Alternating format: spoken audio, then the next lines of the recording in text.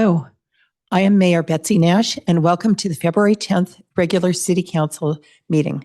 This is a hybrid meeting with City Council, city staff, and members of the public participating virtually and in City Council chambers. Please note, public comment speaker time may be limited if there are more than 10 speakers on an item. We also ask that if you are in person, please submit your speaker cards for all agenda items to the city clerk at this time. Tonight, we have in-person interpretation services available. Please visit the table in the back for a headset. For those in virtual attendance, please note that there is a globe icon near the hand feature on your screen. Our interpreters this evening are Angelica Villagran de Gonzalez, Ama Sosa, Ricardo Delgado, Angela Thielen. Thank you all for your time and services today.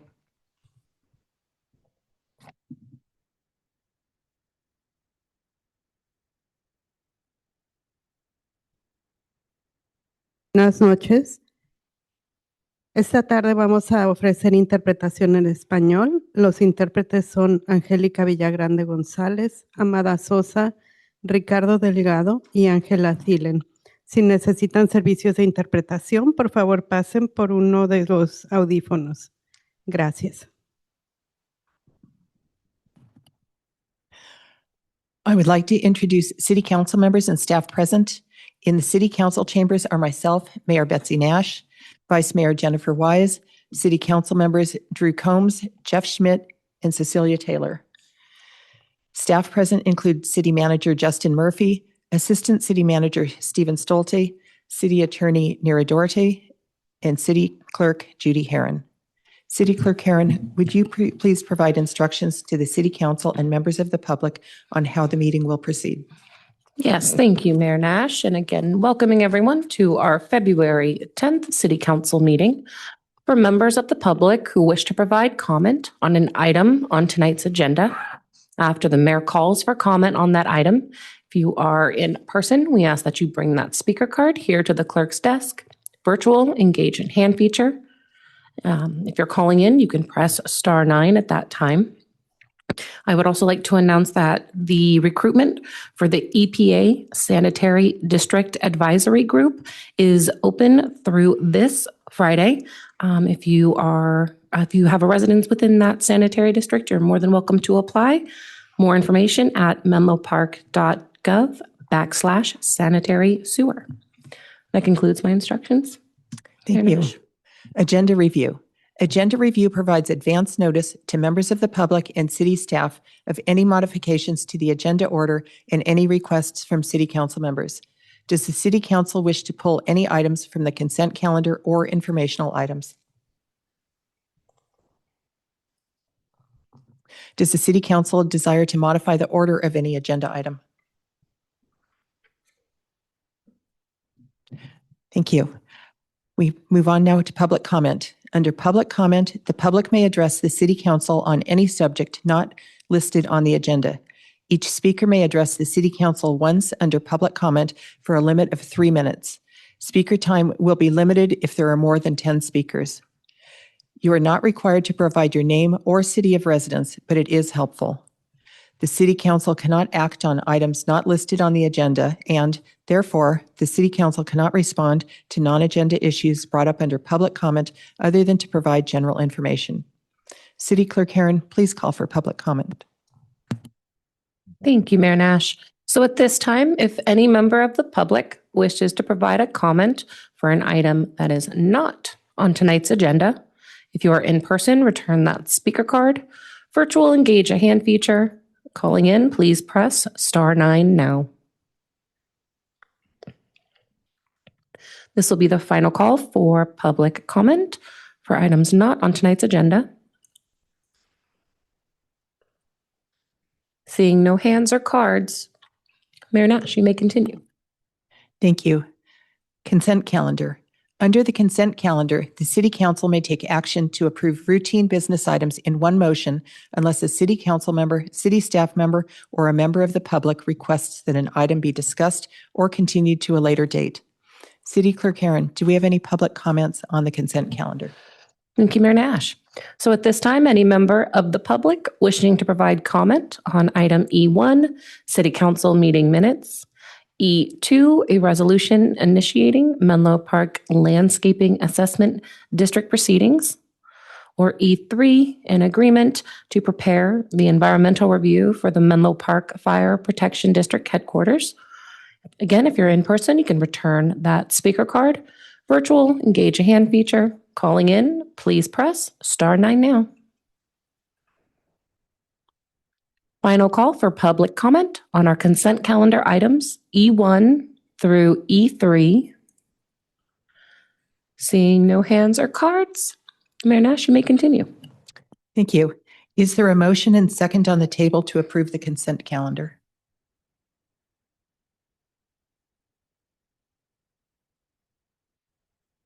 I will make a motion to approve. Actually, just look, we have a motion from City Councilmember Taylor. Vice Mayor, can we take that as a second? Great. So we do have the motion by City Councilmember Taylor and a second by Vice Mayor Wise to approve the consent calendar. Any further City Council question or discussion? Seeing none, please proceed with voting.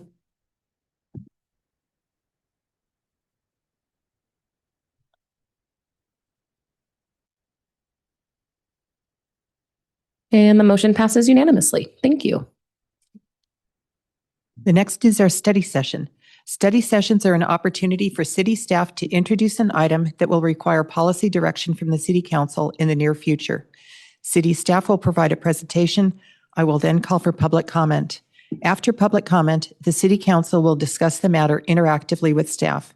The City Council will not take an action on items addressed in study sessions. The City Council may provide direction to city staff for preparation of additional analysis or information necessary when the item returns to the City Council for action. The study session tonight is F1, Citywide Emergency Preparedness Efforts Update. Here to introduce the item is Emergency Preparedness Coordinator Brandon Bond. Good evening. My name is Brandon Bond. I'm the City of Menlo Park's Emergency Preparedness Coordinator. Thank you, Mayor Nash, for this opportunity and members of the council. And I look forward to sharing with you the work that has been accomplished within the city and the community over the last 20 months. We'll start off with touching base on some of the policies that drive our program. We will talk a little bit about our local hazard mitigation planning. We'll do a dive into our emergency operations plan, spend a good bit of time going over the program growth, and we'll end with community preparedness. So our policy direction is based off of the Municipal Code, Chapter 2.44, Emergency Services, which establishes the authority should we have a major crisis. We also comply with California Disaster Services Act and the National Incident Management System. These two pieces are very important because it is what makes us eligible to receive disaster assistance and mitigation funding from FEMA.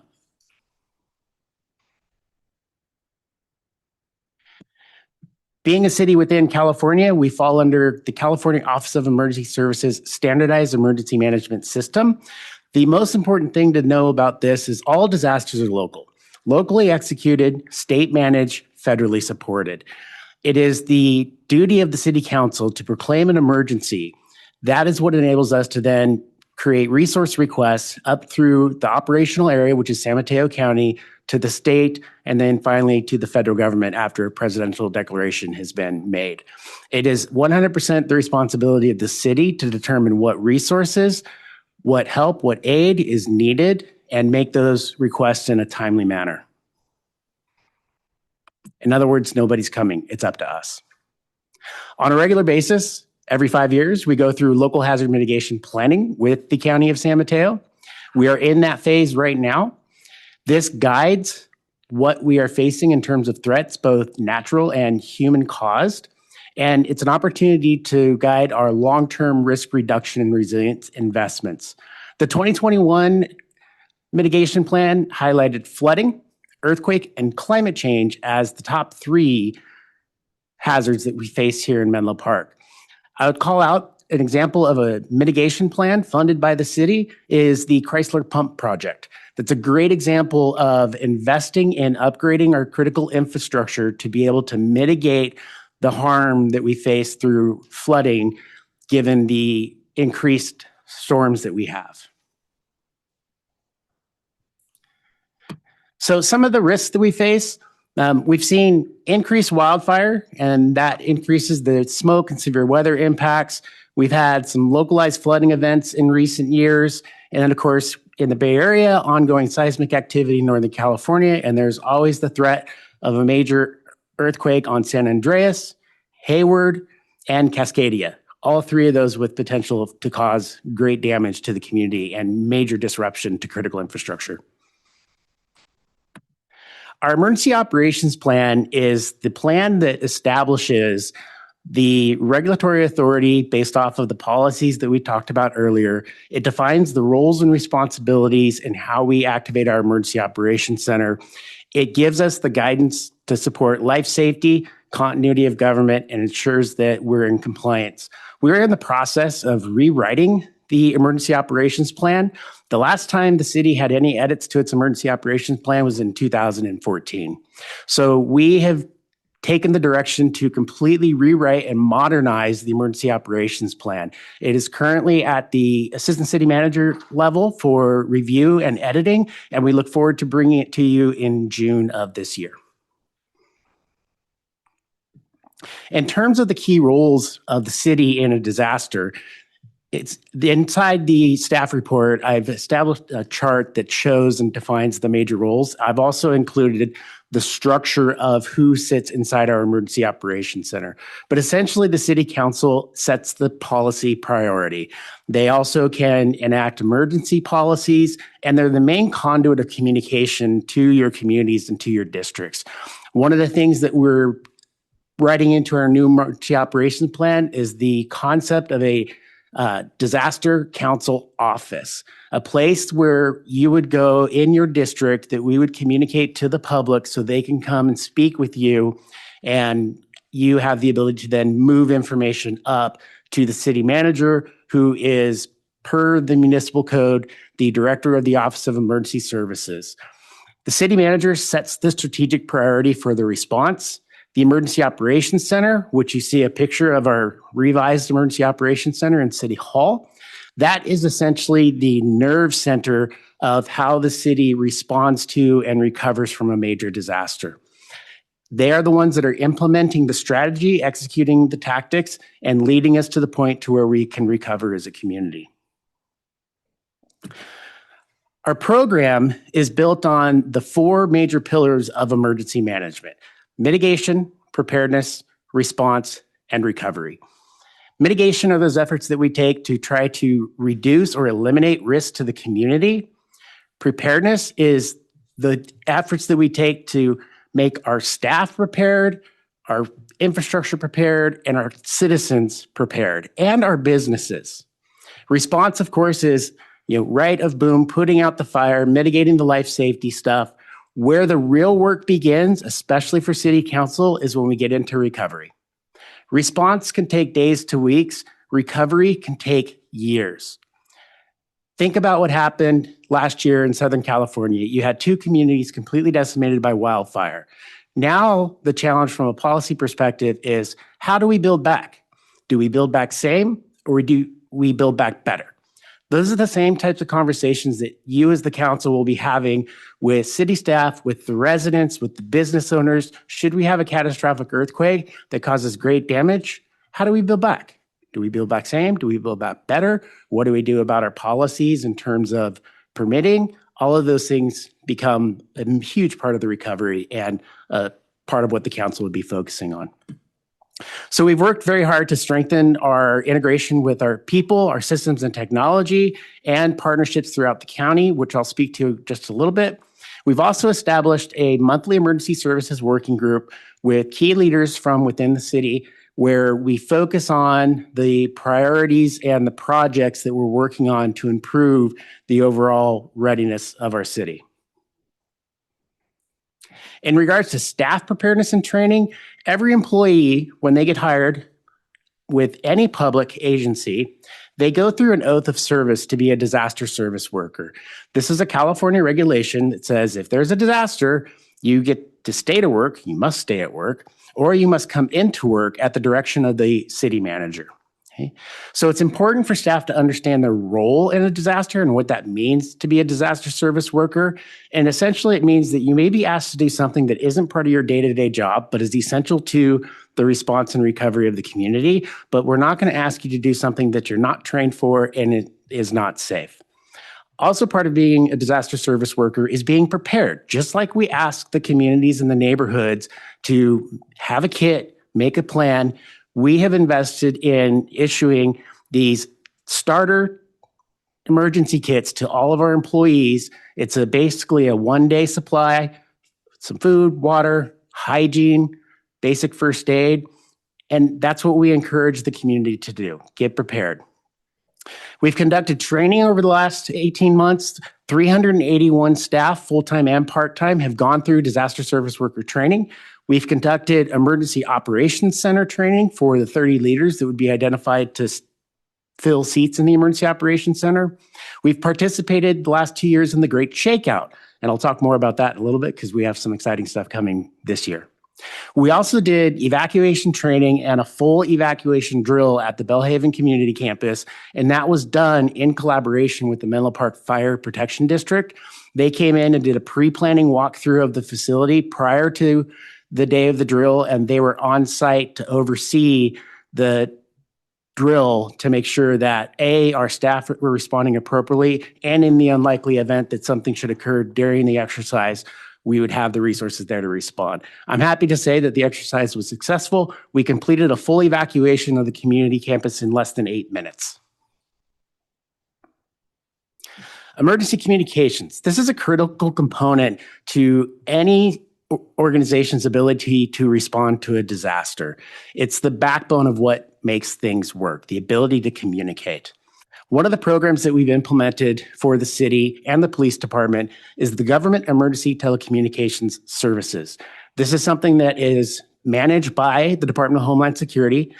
As a local government, we are eligible to be a part of this program. It's essentially a calling card and an app that gives you priority to the telecommunications system during a disaster. So when the phone lines get jammed, we can utilize GETS to get our calls through.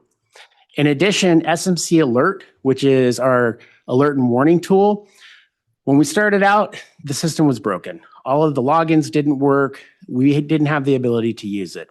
We have completely overhauled that. We have fixed it. We have tested it internally into the city, and we have utilized it now effectively to our public. One of the things that's happened in partnership with San Mateo County Department of Emergency Management is we have 44 pre-scripted alert templates that are based on evidence-based science on what is the most effective way to send a short message alert to really get people to take warning and take action. So we've taken those templates and we have customized to the city of Menlo Park, and we're actively training our law enforcement personnel, our public information officers, and our dispatchers to be able to utilize SMC Alert. We've also purchased 2 backup systems that are essentially a cellular on wheels in a Pelican case. They're about that big. It is a backhaul to the Verizon network to amplify the 4GE signal, even if it's very low.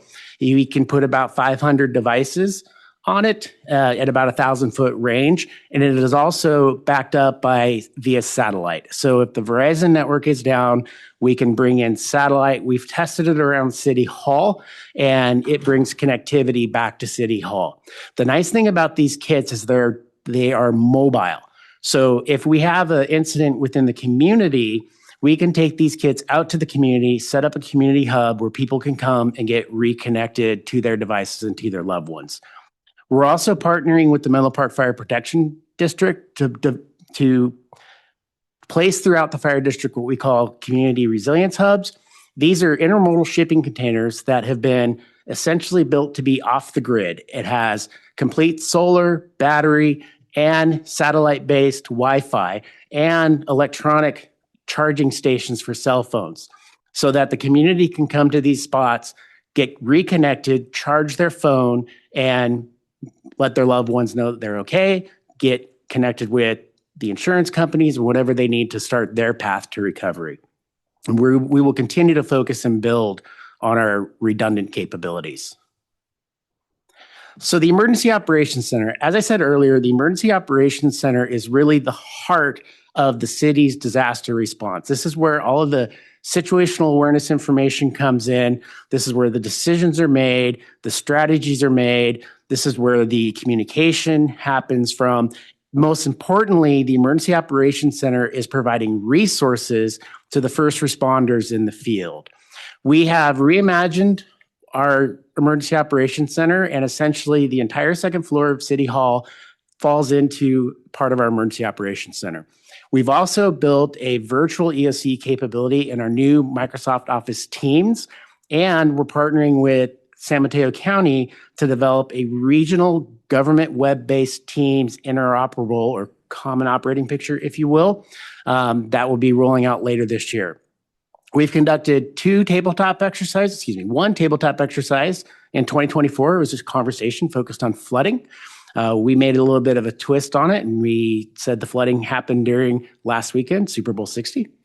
And then this exercise in 2025 was a functional exercise focused on wildfire threatening the community. Functional exercise meaning that people were in their vests, in their seats, in their roles, utilizing the tools, the technologies, and the processes that we have developed. So you can see a picture here. And I'll also note that the Menlo Park Fire Protection District was a participant of that exercise as well. They have been a great partner. I made a suggestion last month to DEM that we as a county need to do countywide exercises. And Dr. Schrudy immediately said, let's do it this year during the Great Shakeout. So in September, during the Great Shakeout, we're going to do a countywide earthquake scenario exercise where we'll have the Regional Operations Center as well as multiple city operations centers all integrating and communicating and working with each other. In terms of the regional coordination, we've established a great working relationship collaboratively with Menlo Park. I sit on a couple of their steering committees with the San Mateo County Department of Emergency Management. We participate in DEM exercises as well as other EOC exercises throughout the region. We're engaged with multiple Homeland Security and emergency management working groups. I'm proud to say that the San Mateo County Emergency Managers Association, I now sit on that body as the vice president. And we have provided support and planning for major regional events. I had the opportunity to staff San Francisco's Emergency Operations Center during this last year's Pride Parade. And this last weekend, I had the opportunity to staff Palo Alto's Emergency Operations Center during Super Bowl 60. Those relationships are what are key during a major response. Knowing our neighbors, having those relationships, and those opportunities give me a chance to see how other agencies are managing their emergency operations center and pull best practices and lessons learned from them. And it's a good training exercise as well. And fortunately, we didn't have any major things on the peninsula. In regards to community preparedness, this is really the heart of a city's preparedness to respond to a disaster. It's important to keep in mind that when a major disaster hits, all of the city staff as well as the residents are victim of that disaster. So the more prepared our community is, the better off we are as a city. So we've done great collaboration with the Community Emergency Response Team, and we've been involved in several community workshops. We've also had 3 workshops focused on bilingual delivery hosted at the Belhaven Community Campus. We've established partnerships with the American Red Cross and the Salvation Army. We've expanded our public outreach and education, writing multiple articles in our journal, doing outreach programs such as the mailer that we did this year to encourage registration for SMC Alert. And in fact, we have increased SMC Alert registration by 10%. So it's about 1 in every 2 households at this point. So we're very proud of that, and we will continue to focus on our community outreach. Which brings me to the call for action. Preparedness begins with you. It begins with neighbors helping neighbors. It begins with every household making a plan, building a kit, and staying informed. Staying informed means signing up for SMC Alert. That is our primary conduit of information during disruptions to the city. So you can visit www.menlopark.gov/prepared And you'll find all of the information there. We spent a tremendous time over the last year and a half overhauling our preparedness webpage to make it more user-friendly and have more resources available to support our citizens. I'll conclude by saying that we've made significant progress. When we look back over the last 20 months, all of the work and effort and energy that the team has put in has really started to show the improvements and our ability to respond to and recover from disasters. While it may not be one of the top priorities this next year, emergency preparedness will always remain a core city focus, and we will continue to build off of the great work that has started. And I want to stop and celebrate with this picture that was taken as we were doing the pre-planning walkthrough at the Bellhaven Community Campus. There was some activities happening in the senior center, and we walked in and everybody just started cheering and applauding because they were just so excited to see public safety there with smiles on their face. And they are the ones that insisted on taking these pictures. So that was a really great moment. So pending any questions, that's the end of my report. Thank you so much. City Clerk Herron, do we have any public comments on this item? Thank you, Mayor Nash. So at this time, if any member of the public wishes to provide comment on our study session item F1, emergency preparedness effort update, if you're in person and have not already, feel free to submit a speaker card. If you're virtual, engage that hand feature. Calling in, please press *9 now. Okay, looks like we have one speaker, so this will be the final call for public comment on study session item F1. All right, we will invite Jenny Michelle.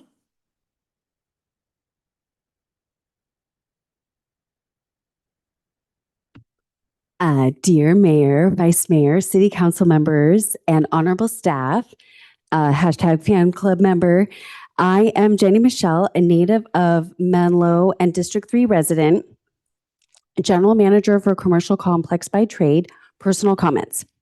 Currently, I have taken over as president of MPC Ready or Menlo Park Community Ready, Menlo Park Ready Board. Our beloved Lynn Bramlett, we're all about neighbors preparing and supporting other neighbors. And I actually want to shout out, I don't know if anybody at home can see this, but we have 13 not super old people sitting in chambers with us tonight. And you guys are the jam. I just want to say, if you go to, menlofire.gov, you can sign up for menlofirecert.gov.org. You can sign up for first aid classes and whatnot. We'd love to have you be prepared in our backyard. Just saying. We recently co-hosted an event in which Brandon spoke about local and federal response in a disaster. It was really wonderful from a residential perspective. The prioritization of preparedness and leveraging Brendan's expertise was crucial. Hashtag we love Brendan and Menlo Park staff. From a business stakeholder perspective, however, the city updating the EOP is very critical. I'd love to see the community prep and outreach include more of the business community, which we've talked a lot about.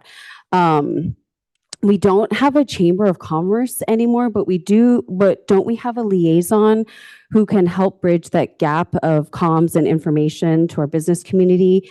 In working with local retailers, many are severely underprepared and really have no idea what is needed of them in a disaster or an emergency. So we really need to build that out in 2026, and we as an organization would help to partner with that along with our sister organizations, Repack from EPA and Get Ready Atherton and Atherton. Thank you so much. Okay, seeing no other hands or cards, Mayor Nash, you may continue. Thank you. And thank you to Ms. Michelle for the public comments and congratulations for taking over the MPC Ready. That's great. And I guess I would like to just shout out to the 13 students that are part of the Stanford Citizenship in Action course that came by today. Thank you. So I would like to open for council discussion now. Would anyone like to start? Okay, well, please. Thanks. I want to start actually by expressing a lot of appreciation because I think Brandon and I spent a lot of time together. He knows I'm a big fan of the work and particularly with Lynn and Jenny as well and all the hard work going on at the neighborhood level. So I'm appreciative of how far we've come in the last 20 months. The one question I guess I have a secondary question I'll ask later, but the biggest question I kind of struggle with is the qualifying event, because I know when we do a lot of this work, it's to prepare for scenarios. But as I was reading the study session report, I was just trying to get in my head, when would we get that 3 a.m. call to come join the EOC, or if we set up district offices? And I started scratching things off the list. So like cyber and terrorism, PD is going to be quarterbacking. Fire, it's going to be the fire district and Chief Lorenzen and team. Flooding, I don't see a sort of a Noah's Ark situation for us, and so I was just trying to figure the one that jumped out, of course, was earthquake, but everything else seemed fairly low risk for where we are geographically and prep wise. So I was just curious more than anything. What's number one with a bullet? And if it's earthquake, that's great because that allows us to maybe customize how we think about this stuff. I don't think I'm worried about flooding as much, even with the situation in Bellhaven. I don't think it triggered the plan or anything, the one that happened just recently. So anyway, that was a little bit of a ramble, but I'm just trying to figure out, what's the call we're going to get at 3 a.m.? What's the most likely situation for that? Yeah, thank you for that question. Certainly earthquake is the one big one. In my experience over the last 22 years of responding to large-scale natural and man-made disasters, there's always that one that you didn't think about. And that's the one that scares me, the unknowns. But in terms of knowns, the earthquake is certainly the number one most impactful event that threatens our community.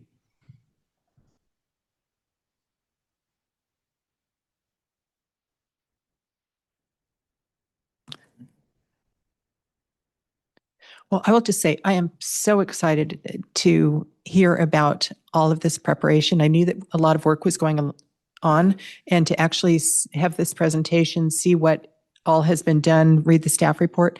It is amazing to think about where we were 2 years ago and where we are now. So thank you so much. To me, it is so important that all of this doesn't matter until we have an event. And then it is so important.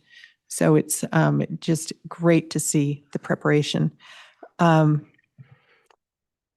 guess as it was mentioned by Ms. Michelle, is one of the issues that concerns me, which you did cover, and I'm happy to see that, is just with the retailers, with businesses, and also then with the community, which I think you've got in here, but just wanted to note that. Yeah, so private-public partnerships is a critical element of community preparedness and resiliency. It is something that is on our roadmap. Also, starting to partnership with faith-based organizations as well. That's on our roadmap. I have a very strong interest in working with the businesses. Part of my background is in business continuity. And so I'm looking forward, as we continue to mature the program, to be able to start engaging our private-public partners. And it's important to also understand that that includes the major businesses. So we don't own the critical infrastructure. So we had an opportunity last week to go visit Verizon's Network Operations Center for Super Bowl 60, learn about all of the resources that they can bring to bear during a disaster. We had an opportunity to partner with Cisco Systems and their crisis management team. They brought out their network emergency response vehicle to our ham radio communications field day. So we're building these relationships so that if we do have a major crisis, we have the phone numbers and the contacts to be able to bring resources to bear. But the small one-stop shop businesses, my brother is a local business owner. If they burn, if they collapse, the chances of them their recovery is extremely low. So there's great opportunity to work on, small business resiliency, and we look forward to doing that.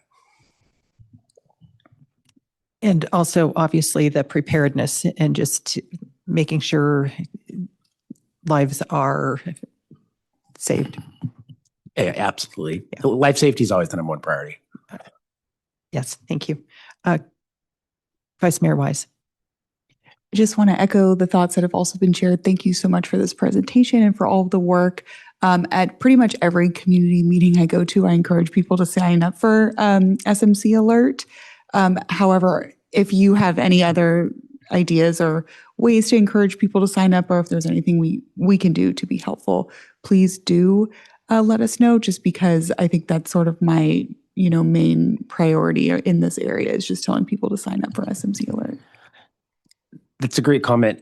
So we made a postcard this year that we mailed out to all the residences. And what I've done is I've taken and laminated that. So whenever I go to a public event, I have that on the table. I'd be happy to make a set for council.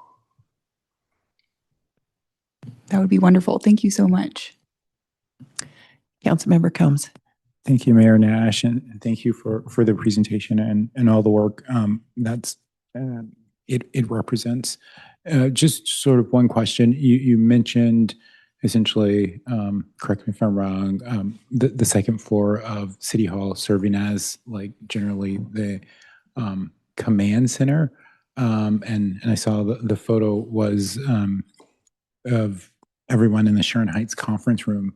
What's plan B if the second floor of City Hall isn't habitable in an emergency, which I can see it's an old building, and there's nothing that suggests that it's gonna withstand anything any more than anything else.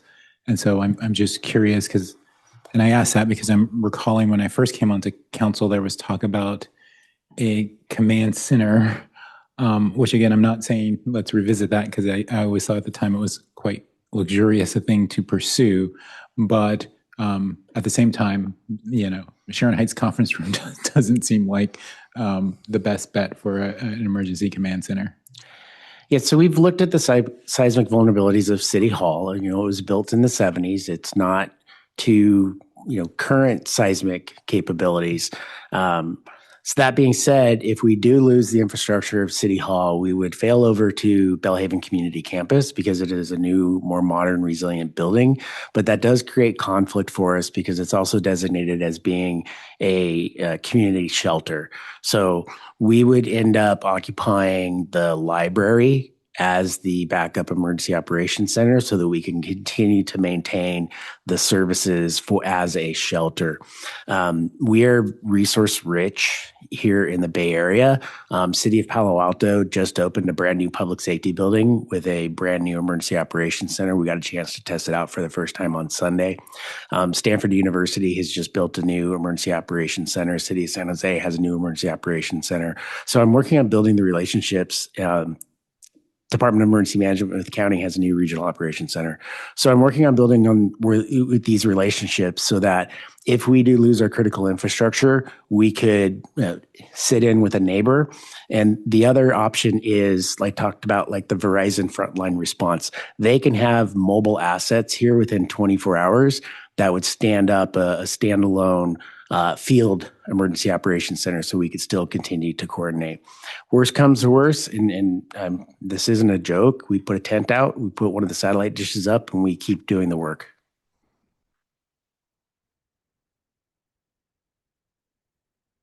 Thank you. Councilmember Schmidt.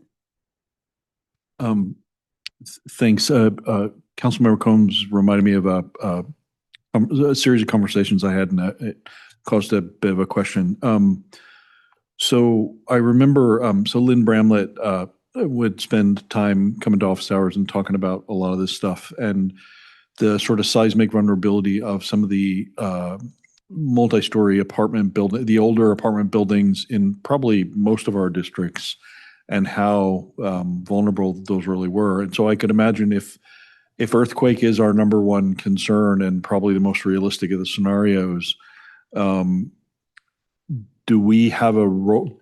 Do you guys have a role in exposing property owners and others to the vulnerabilities of those properties? And I would imagine part of preparation is making sure our buildings are prepared for this and helping to educate those property owners about how exposed they really are. And I'm just curious if that's something we're thinking about, or maybe it's in the plan, or it's too far out of bounds for what you guys do. But I felt like that's a major vulnerability based on all the things that Lynn was telling me about. So I'm just curious about the perspective. Yeah. So in regards to programmatically going to a residence and doing seismic assessment, that would be something that I'd have to review with CMO and city attorney in terms of what is our legal boundaries with that. That being said, as part of my pre-planning aspect, I drive around and observe the communities and see the multi-story apartment buildings that are not steel reinforced under the carports. Those are the types of things that are at risk of collapsing. And so essentially what I'm working on is cataloging the vulnerabilities in the neighborhoods so that we have pre-planning of where we want to send our first responders to do what's called a windshield survey, essentially driving by and seeing the damage so we can prioritize response. But in regards to directly communicating the risk, I need to run that up the chain of command. The Bay Area does have a seismic risk program. It's called a brace and bolt program. I did it myself with my 1965 house that's on a raised foundation, which is essentially bracing the house to the foundation. So there are some programs that are out there. The carport one, that's much more of a major overhaul because it requires, steel beam construction, but it's something definitely worth looking into and understanding. Yeah, I'd love to see us, as we're thinking about this, consider that as part, because I feel like if mitigation is step number one, then better to have education as part of the mix. I'd rather be told no than not educate folks and the chance to save even one life by getting a property owner to potentially do some retrofitting and other things. So as we consider the evolution, I personally, not speaking for full council, I personally would love to see that as maybe a little bit more part of our mitigation strategy moving forward. Thanks. Councilmember Taylor. Thank you, Mayor Nash, and thank you for the presentation. My question is about the local hazard mitigation plan. In your report, it's coming to the council in the end of this year. So the emergency operations plan will come to the council in June. The local hazard mitigation plan will go to the state and FEMA at the end of the year in December for review and approval. We have a workshop on Thursday with the consultants in the op area. And one of the questions that I have is, do we need to get it approved by council before it goes to the state or after it gets approved by the state and FEMA? So that's something I'll have answered by the end of this week. Thank you. And a follow-up question on that is there a process where the community is included on the update as it was in 2016? Yes, absolutely. Or in 2021, actually. Yeah, and that's all being worked out at the workshop on Thursday. Okay, thank you. My last question is, as far as and great work with getting the Menlo Park staff trained, is with the ELC, the folks that are the leads at the ELC, is there a certain number per department, or is it just random who was selected?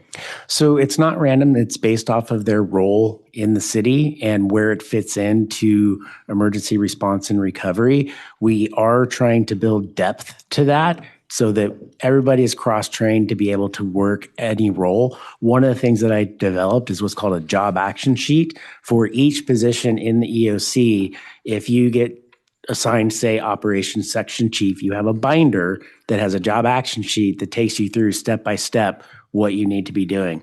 With that, I've also developed a earthquake and a flood incident response guide. Think of it as a playbook. It's step by step what each department needs to do if we're facing this scenario. So we're developing tools like that to make sure that we can cross-train, and you don't know who's going to actually be in the room at the time of the incident, right? So it's important to build that redundancy. But organically, we tried to take, finance is in the finance section, public works is in the operations section, the EOC director and the liaison, which I also mentioned that we have a liaison position that's specifically the communicator to and with council. Those naturally we look to Justin and Stephen to fill those roles, right? The public safety aspect and the public safety agency representation, falls on the police department. One of the things that we did do is we got all of the 5 division and chiefs from the fire district credentialed to City Hall. So they have access to get, if we do an activation of the EOC 24/7. So it's still a work in progress. We still have a lot of training to do, but the fact that we were able to do a functional exercise, and it was a 3-hour exercise this last year, was fantastic. And we learned from that, and we, improve our training and our policies and procedures. I'll also add that I've built an internet EOC landing page that has all the resources and guides and links to resource requests with the county. I've been working with County DEM on building a new virtual command center. It's based off of some of the tools that we used during Super Bowl 60 in the region. So there's a lot of work that's being focused around emergency operations, command and control, and communications. Thank you. Great to hear about all the progress and the partnerships that are happening. My last question is, and you may have covered this, but is there any thought about incorporating our commissions for training as well? I am open to training anybody that wants it. Okay. Thank you. Councilmember Richmond. Yeah, I'm curious, and I like that this is a back and forth discussion because I didn't have some of these questions at the outset. But tremendous progress again. Like in 20 months, a huge amount's been achieved. I'm just curious, what do you think is our biggest gap? What's our biggest vulnerability at this point? And don't sugarcoat it, because as we come up on budget setting and priorities and things like that, I think it's helpful for us to know if we have any places like that, there's a gap or there's vulnerabilities that's not really been covered. So I'm just curious what you infrastructure. Think. What does that mean? Infrastructure. If you take a look at during the December 24th flooding event, that also resulted in flooding in the police department. It's an aged building, and the problem with aged buildings is we're trying to put 21st century technology into a 1970s building. And that always becomes very complicated. That's why the HVAC system had to be upgraded to be able to accommodate the 21st and 22nd century technology that is going to continue to grow. So from an internal city perspective, that's one. I am concerned about what's happening right now in terms of availability of grant funding and be able to move projects forward. We still don't know what that's going to look like. The BRIC funding is, potentially going to come back in through through the courts. But it's still a big unknown. And then the call to action.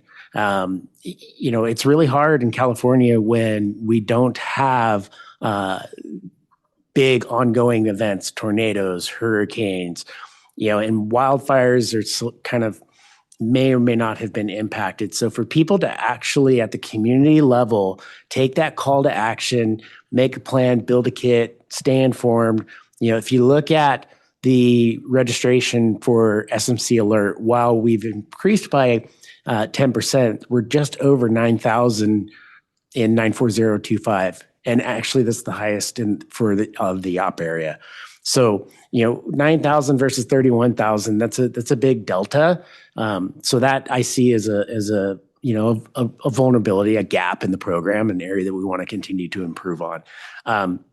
Training is always going to be number one priority for staff and for community. Training takes time. It takes the ability to get people, away from their daily work. And there's lots of training opportunities. One of the things that I noted in the staff report is there's a number of professional certifications that were in my job description that I've achieved over the last 20 months, including one addition because I just did. But it was something like 152 hours of training. No, 152 days. When you combine all of the 4-hour, 8-hour online in-person courses. And I'm very thankful that, I had the support of the leadership to be able to break away for a day, 2 days, 3 days over the last 2 years to get all of these trainings done. To be fair, my job description said I had to get it done. So we got that. But those opportunities are out there for the rest of the staff. Those classes, even, council members can take those classes. And it's a great way to really understand this very, very complex system that is disaster response and recovery. I appreciate you saying that. I do have a personal goal to get off my tail and get to some of the search stuff this year. So don't hold me to that because it's going to be a busy year, but it's definitely, I appreciate you saying council members can do that too. So yeah, I took the CERT class as well. It's a great class. Yep. And, as a professional emergency responder and rescuer with, I'm on the Menlo Park Fire District's urban search and rescue team with a canine, I still learned in that class. It's very well done. I strongly encourage the community to get more involved in CERT.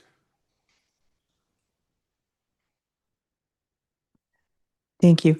Are you looking for, I'm not hearing any specific direction from council, just applause to proceed as you are.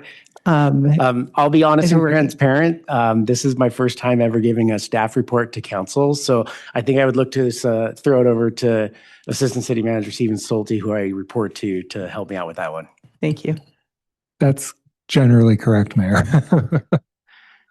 What you were saying. Sounds great. I guess the one thing that I personally would like to add is just the more we can push out to the community and including businesses, residents, the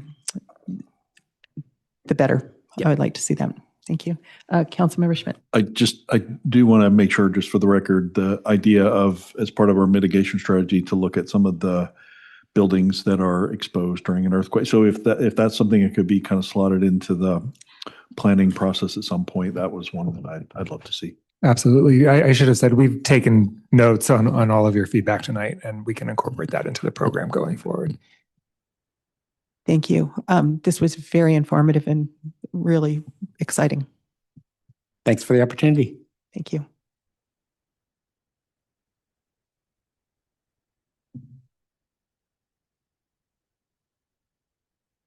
All right.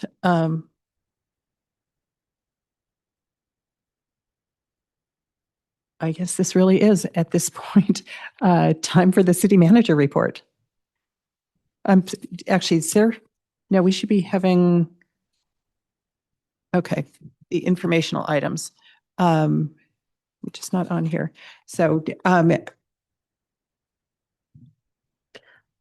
it's not in the notes, and I'm, City Clerk Karen, could you please help me with this one? Yeah, absolutely. I believe it's any public comment on the informational items. Yes, thank you, Mayor Nash, and apologize for having that omission in the notes. So at this time, any member of the public who wishes to provide comment on our informational items, G1, City Council agenda topics, G2, the Police Department quarterly update for October through December of 2025, or G3, update on request for proposals for development on Parking Plazas 1, 2, 3, and a tentative project schedule. If you are in person, return that speaker card. If you're virtual, engage the hand feature. Calling in, please press *9 now. Okay, looks like we currently have one speaker, so this will be the final call for public comment on our informational items, G1, G2, and G3. Thank you.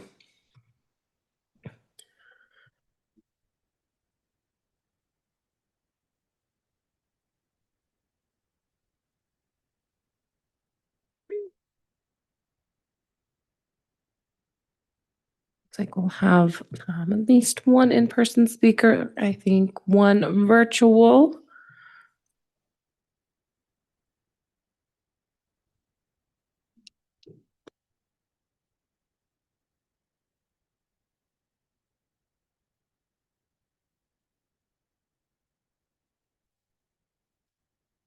All right, so our first speaker will be Anthony Drager, followed by Karen Grove.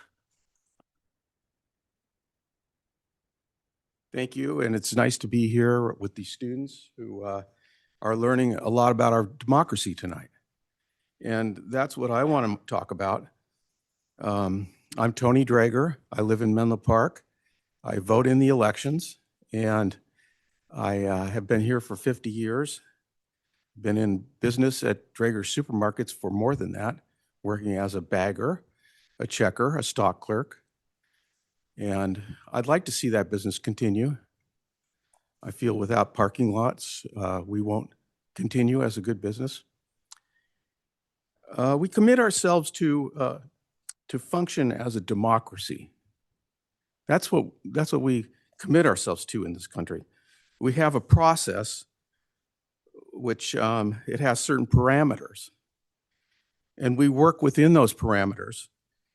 And they, when those parameters are usurped, there's you create a sentiment of distrust and a questioning of motives. That's not what I'm here to say. I'm here to ask you to let that process go and work. We put a proposition on the ballot. It's supposed to be voted on by the public. I ask you to put off any of these decisions on these parking lots until that election is held and the people speak. Maybe the people will want developments in those parking lots, but maybe not.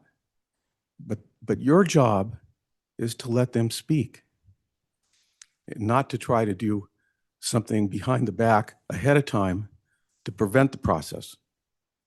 Thank you. Next speaker will be Karen Grove. And Karen, if you can let us know which item you're speaking on. G3, I think it was, the one about the downtown development. Yes, go right ahead. Thank you. Okay. Good evening. I'm Karen Grove. I live in Menlo Park as well, and I vote in Menlo Park too.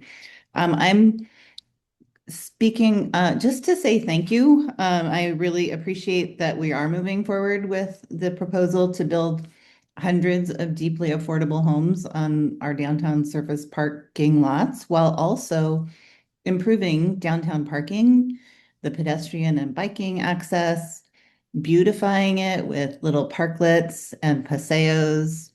I'm really, really excited after reading the three proposals. And I appreciate the timeline that was put out with all the different steps. I look forward to the very first one, which would be an open house where everybody in the community can come and see displays of what each developer has in mind and can ask questions and make suggestions. And then, it goes from there. And I appreciate our public processes. I definitely believe that ideas improve when they are informed by multiple perspectives. And the process that we have now allows for that and allows for it in a very public and transparent and governed way. And I appreciate that. So I'm really glad that we're moving forward, because housing delayed is housing denied. So anything we can do to reduce the delay is much appreciated. So thank you and have a good evening. Okay, seeing no further hands or cards. Mayor Nash, you may continue. Thank you, and thank you for the public comment. At this time, we will proceed to the city manager report. Oh, actually, was there any comment about from the dais on the information items? Councilmember Combs. Yeah, thank you, Mayor Nash. I wanted to share my general feedback and thoughts as it relates to the timeline. in connection with the development of the downtown parking lots. I generally am opposed to the idea of council giving direction on a particular proposal before the election or the referendum on this issue. So obviously opposed to the idea of council given direction, but would be opposed to the idea of staff writing a staff report to ask for council to give a direction or recommendation. I think at the end of the day, the referendum will pause the process. That's just, part of what I think is clear. And so accepting that it has to pause the process, I feel that it creates unnecessary resentment for the city to proceed as if the referendum is not an issue. It doesn't buy us anything to pause, because we're going to have to pause anyway. But what I think the council proceeding to a position of actually providing direction is it engenders a lot of ill will leading up to an election, and unnecessary ill will. And so I just wanted to make it clear, like my thoughts. I see it be another clear misstep by the council to go in that direction. Ultimately, nothing can happen here until there's some clarity as it relates to the referendum. And nothing will happen unless, to be clear, the referendum fails.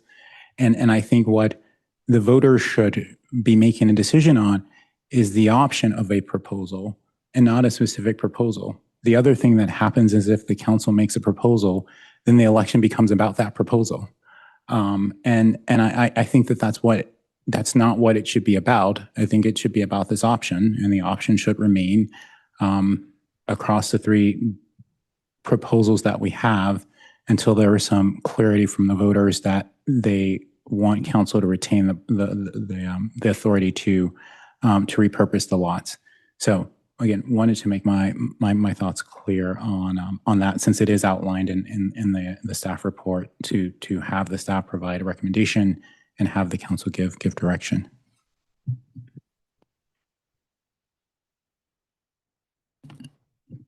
Thank you. I will state an opposite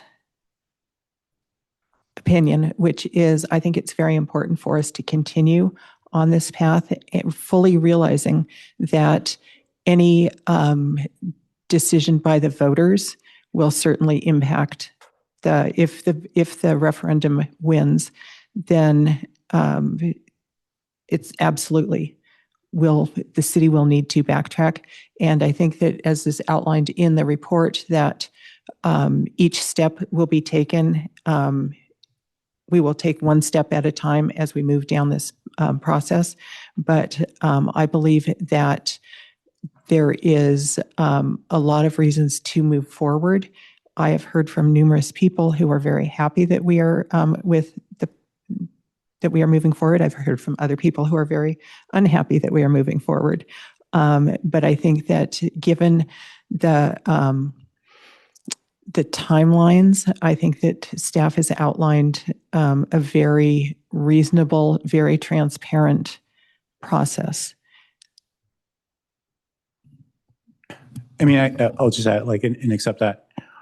I think that there will have to be a conversation with HCD no matter what. So, I mean, this idea that somehow there is some timelines with real consequences, I think doesn't make sense, to be honest with you. And HCD is not incentivized to enact some sort of nuclear option, one, because there isn't really time between now and the November election. And what does that get you? What does that achieve for them or for us? It's a process which voters in California can avail themselves of. The voters in Menlo Park have. And so we, as members of government, whether it's at the state level or at the local level, I think have to let that process play out. It's if the council is proceeding, then obviously it's a majority of the council. I have expressed my concerns, but it doesn't achieve anything as far as keeping to some timeline.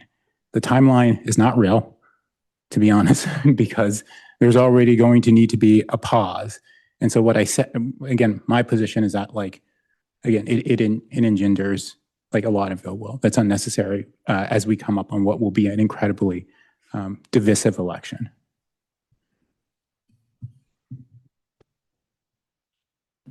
Councilmember Schmidt. Yeah, I think I want to react as well. More in agreement with the mayor, because I think there's a lot of speculation that the timelines aren't real. As I understand the milestones and the way the process works, we're already a couple of years behind on this part of it.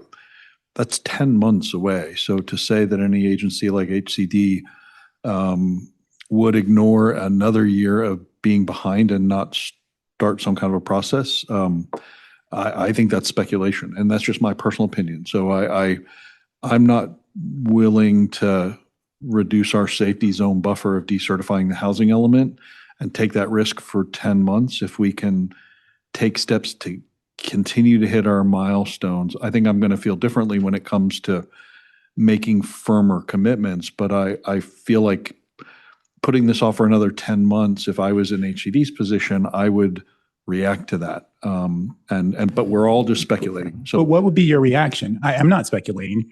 starting, Is it reality that HCD would decertify our housing element between now and November? I think that's a possibility. I don't think that's a possibility. But we friendly people can disagree, right? Is there any example you can present where HCD has decertified a housing element as an issue, a deliverable as it relates to that housing element was going to be on the ballot in the months ahead? Not a single example of them acting in that way, of decertifying a housing element, of taking the steps to decertify the housing element. It is not a sort of edict that just happens. It's a process that takes lots of time. And so again, we're talking about like November. The idea that there would be some substantive, I think it's fine. We can have different opinions and beliefs, but I do think I have to be straight with the residents in Menlo Park and say, let's look at the history, let's look at the facts, let's look at the logic on the ground. And the idea that like there would be some substantive action taken by the state agency between now and the November election that one sort of pulls back the city's planning authority, decertifies the housing element in some way, just to me doesn't comport with logic. Yeah, and I think we're both speculating, right? Until we understand the process and HCD has a chance to weigh in a definitive way, and until we get a read, then we're both guessing, right? So I think that's my only point. I guess I would add one other piece, and that is I actually think it's very valuable for residents and business owners and businesses to see what this would look like and hear from the various developers, hear what go through the process which has been outlined, which is actually have a community feedback forum and learn more about these projects, because I think that people may react differently. It may sway some people. Some people may think it's better. Some people may think it's worse. But I think more information is a benefit, regardless of the HCD piece. I just think the more information people can have, learn about what they're voting on, learn about what actually is being proposed, learn about what's possible, what about the funding, all of this are all pieces of information that will go into a voter's decision. Okay, I had promised myself I wouldn't say anything else, but I just don't want my opinion to be construed. What I said I was opposed to was council giving clear direction on a proposal. I was not opposed to the collection or presentation of information about the projects or proposals. That I am very supportive of. And historically, I have said I am supportive of that so people could have some idea of what they are voting for or against. So again, very much supportive of the idea of the presentations before council, even a study session on this on this item. Again, what I object to is council taking action and providing clear direction about a singular proposal, but very much supportive of all information being provided as it relates to these proposals. Thank you. Any other thoughts? Very good. Any thoughts from staff? Excellent. Thank you. Then we will move on to the city manager's report. Yes, thank you, Mayor. There's two items I'd like to provide reminders on. One is related to the city's community funding program. Application period is open through March 5th. So we're looking forward to reviewing applications from nonprofit organizations that provide vital services in Menlo Park. So that's the community funding program with an application period that's open through March 5th. And then the second thing is about upcoming construction that's going to impact a main parking lot at City Hall, located between City Hall and the gymnastics building. It's scheduled to close on February 16th through the end of March for the solar carport project construction. And more information is available at menlopark.gov/city solar. So those are just two reminders of upcoming activities. Thank you. Thank you. Are there any city council member reports?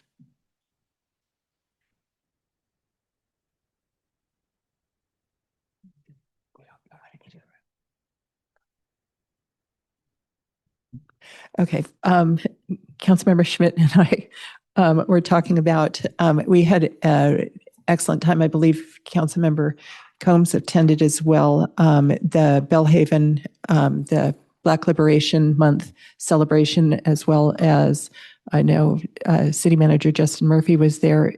Staff did an amazing job with the entire process, especially all of the information in the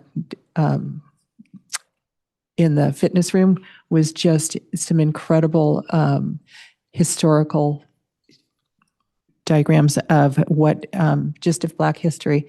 And it was really, it was well attended. It was well received. It was great seeing the kids dancing and others and the spoken word.